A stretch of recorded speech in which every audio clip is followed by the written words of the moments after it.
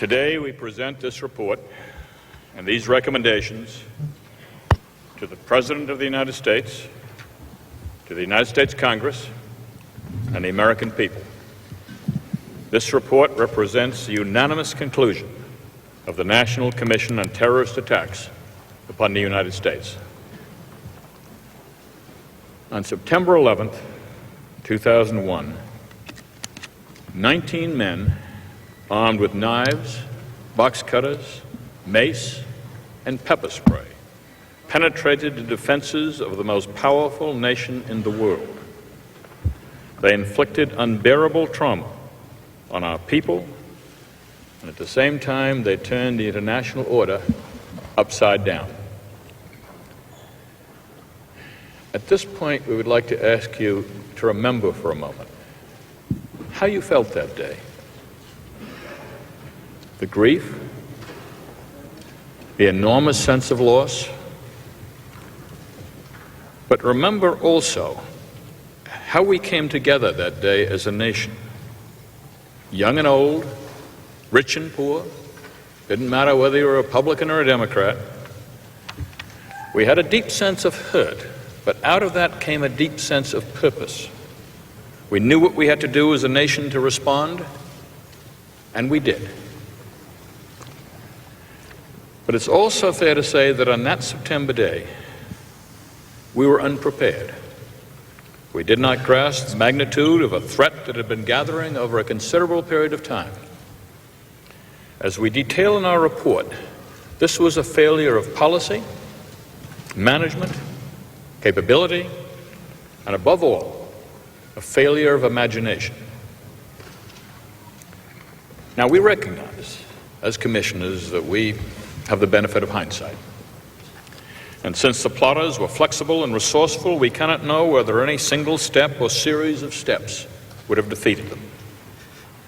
What we can say with a good deal of confidence is that none of the measures adopted by the United States government before 9/11 disturbed or even delayed the progress of the Al-Qaeda plot.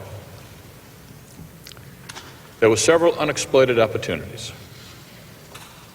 Our government did not watch list future hijackers, Hazmi and Midha, before they arrived in the United States, or take adequate steps to find them once they were here. Our government did not link the arrest of Zacchaeus Moussaoui, described as interested in flight training for the purpose of using an airplane as a terrorist act, to the heightened indications of attack.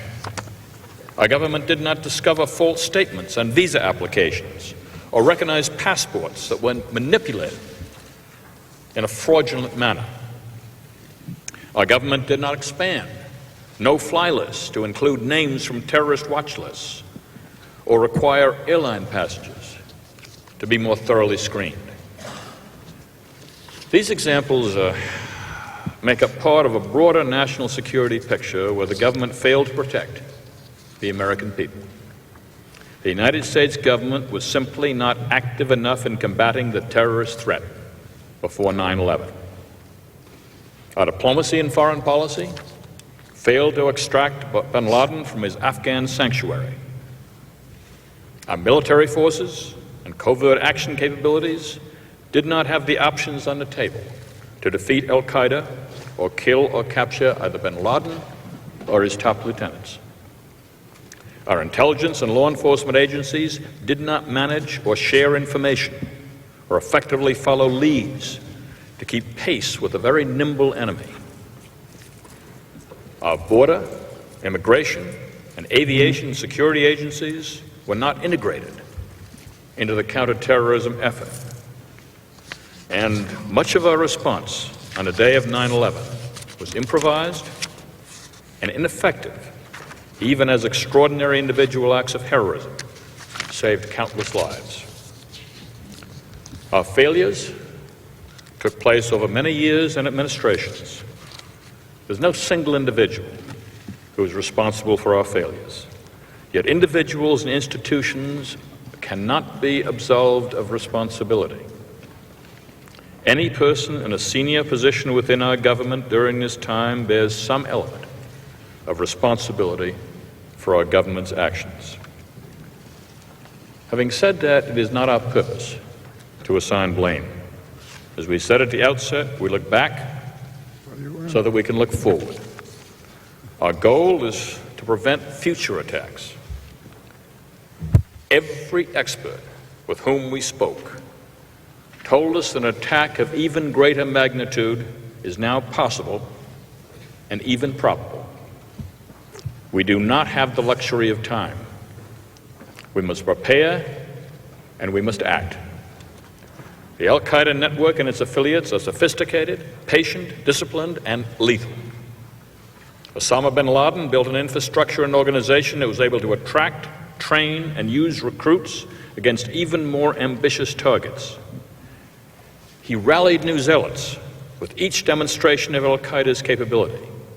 His message and his hate-filled ideology have instructed and inspired untold recruits and imitators. He and Al-Qaeda despise America and its policies. They exploit political grievances and hopelessnesses within the Arab and Islamic world. They indoctrinate the disaffected and pervert one of the world's great religions. And they seek creative methods to kill Americans in limitless numbers, including, if they can do it, with the use of chemical, biological, and nuclear weapons. Put simply, the United States is faced with one of the greatest security challenges in our long history. We have struck blows against the terrorists since 9/11. We have, we believe, prevented attacks on the homeland. We do believe we are safer today than we were on 9/11. But we are not safe. Because Al-Qaeda represents an ideology, not a finite group of people, we should not expect the danger to recede greatly as years to come. No matter whom we kill or capture, including Osama bin Laden himself, there will be still those who plot against us. Bin Laden has inspired affiliates and imitators. The societies they prey on are vulnerable. The terrorist ideology is potent, and the means for inflicting harm are readily available. We cannot let our guard down. Congressman Hamilton. Before continuing our narrative, may I simply rise to a point of personal privilege to say what remarkable leadership we have had from the chairman of this commission. One of these days, I'm going to create a Public Servant Hall of Fame, Tom, and you're going to go in on the first ballot, I assure you. And we've had remarkable support from a dedicated group of commissioners and a highly talented staff headed by Dr. Zellicoe and Chris Kojum and Dan Marcus and others. And we are deeply indebted to them, as Tom will say again in a few minutes. I begin with the recommendations. This commission, of course, does not have all of the answers, but we have thought about what to do, a global strategy, and how to do it, a different way of organizing our government. But based on our thorough review of the government's performance and our examination of the enemy, we recommend the following elements for a counterterrorism strategy. This strategy must be balanced. It must integrate all the elements of national power: diplomacy, intelligence, covert action, law enforcement, economic policy, foreign aid, homeland defense, and military strength. There is no silver bullet or decisive blow that can defeat Islamist terrorism. It will take unity of effort and sustained and effective use of every tool at our disposal. We need to play offense to kill or to capture the terrorists, deny them sanctuaries, and disrupt their ability to move money and people around the globe. We need to ensure that the key countries like Afghanistan and Pakistan and Saudi Arabia are stable, capable, and resolute in opposing terrorism. We need to sustain a coalition of nations that cooperates bilaterally and multilaterally with us in the counterterrorism mission. We need a better dialogue between the West and the Islamic world. We also highlight the need to restrict and roll back the proliferation of the world's most dangerous weapons. We need to put forth an agenda of opportunity, economic, educational, political, so that young people in the Arab and Islamic world have peaceful and productive avenues for expression and hope. We need to join the battle of ideas within the Islamic world, communicating hope instead of despair, progress in place of persecution, life instead of death. This message should be matched by policies that encourage and support the majority of Muslims who share these goals. At home, we need to set clear priorities for the protection of our infrastructure and the security of our transportation. Resources should be allocated based upon those priorities, and standards of preparedness should be set. The private sector and local governments should play an important part in this process. We need secure borders with heightened and uniform standards of identification for those entering and exiting the country, and an immigration system able to be efficient, allowing good people in while keeping the terrorists out. If, God forbid, there is another attack, we must be ready to respond. We must educate the public, train and equip our first responders, and anticipate countless scenarios. We recommend significant changes in the organization of government. We know that the quality of the people is more important than the quality of the wiring diagrams. Good people can overcome bad structures. They should not have to. Day and night, dedicated public servants are waging the struggle to combat terrorists and protect the homeland. We need to ensure that our government maximizes their efforts through information sharing, coordinated effort, and clear authority. A critical theme that emerged throughout our inquiry was the difficulty of answering the question, who is in charge? Who ensures that agencies pool resources, avoid duplication, and plan jointly? Who oversees the massive integration and unity of effort necessary to keep America safe? Too often, the answer is no one. Thus, we are recommending a national counterterrorism center. We need effective unity of effort on counterterrorism. We should create a national counterterrorism center to unify all counterterrorism intelligence and operations across the foreign and the domestic divide in one organization. Right now, these efforts are too diffuse across the government. They need to be unified. We recommend a national intelligence director. We need unity of effort in the intelligence community. We need a much stronger head of the intelligence community and an intelligence community that organizes itself to do joint work in national mission centers. We need reforms of the kind the military had 2 decades ago. We need a Goldwater-Nichols reform for the intelligence community.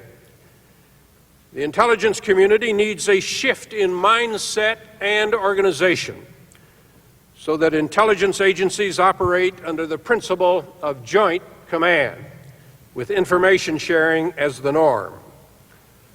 We need reform in the United States Congress. We need unity of effort in the Congress. Right now, authority and responsibility are too diffuse. The intelligence committees do not have enough power to perform effectively their oversight work. Oversight for Homeland Security is splintered among too many committees. We need much stronger committees performing oversight of intelligence. And we need a single committee in each chamber providing oversight of the Department of Homeland Security. We need reform in the FBI. We need a stronger national security workforce within the FBI. We do not support the creation of a new domestic intelligence agency. What the FBI needs is a specialized and integrated national security workforce consisting of agents, analysts, linguists, and surveillance specialists. These specialists need to be recruited, trained, rewarded, and retained to ensure the development of an institutional culture with deep expertise in intelligence and national security. We need changes in information sharing. We need unity of effort in that task. The United States government has access to vast amounts of information, but it has a weak system of processing and using that information. Need to share must replace need to know. And we need a better process for transitions between one administration and another for national security officials, so that this nation does not lower its guard every 4 or 8 years. These and other recommendations are spelled out in great detail in our report. We have made a limited number of recommendations focusing on the areas we believe most critical. We are acutely sensitive to the need to vigorously protect our liberties as we secure and guard our security.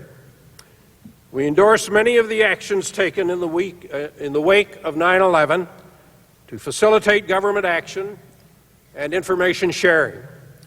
But we stress that these measures need to be accompanied by a commitment to our open society and the principle of review, safeguards that are built into the process and accompanied by vigorous oversight. We must, after all is said and done, preserve the liberties that we are fighting for.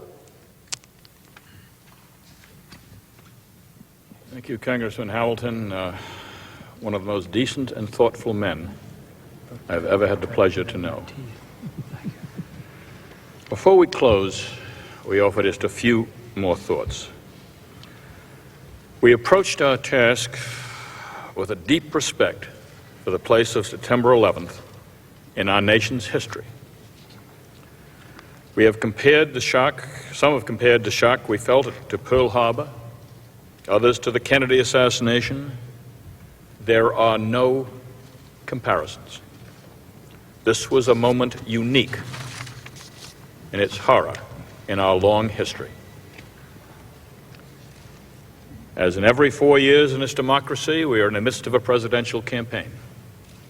Our two great parties will disagree, and that is right, and that is proper. At the same time, on this subject, we must unite to make our country safer. Republicans and Democrats must unite in this cause. The American people must be prepared for a long and difficult struggle. We face a determined enemy who sees this as a war of attrition, indeed as an epical struggle. We expect further attacks. Against such an enemy, there can be no complacency. This is the challenge of our generation. As Americans, we must step forward and we must meet that challenge. We have reviewed as a commission 2.5 million pages of documents. We've interviewed over 1,200 individuals, including experts and officials past and present. Our work has been assisted by a superb staff. Each one of these professionals has provided dedication and expertise that has often exceeded our very highest expectations. And we also had the honor of working with an extraordinary group of Americans, our commissioners. Each has shown skill, determination, and collegiality. We close, most importantly, by thanking the families who lost loved ones on 9/11. You demanded the creation of this commission. You have encouraged us every step of the way as partners and as witnesses. From your grief, you have drawn strength. You have given that strength to us. And we are determined, as you instructed us, to do everything possible to prevent other families from ever suffering such a tragedy again. On that beautiful September day, we felt great hurt, but we believed and we acted as one nation. We united as Americans have always united in the face of any common foe. 5 Republicans and 5 Democrats have come together today with that same unity of purpose. We file no additional views in this report. We have no dissents. We have each decided that we will play no active role in the fall presidential campaign. We will instead devote our time, as we have, to work together in support of the recommendations in this report. You see, we believe that acting together as Republicans and Democrats, we can make a difference. We can make our nation safer. We can make our nation more secure. We'd be happy to take your questions.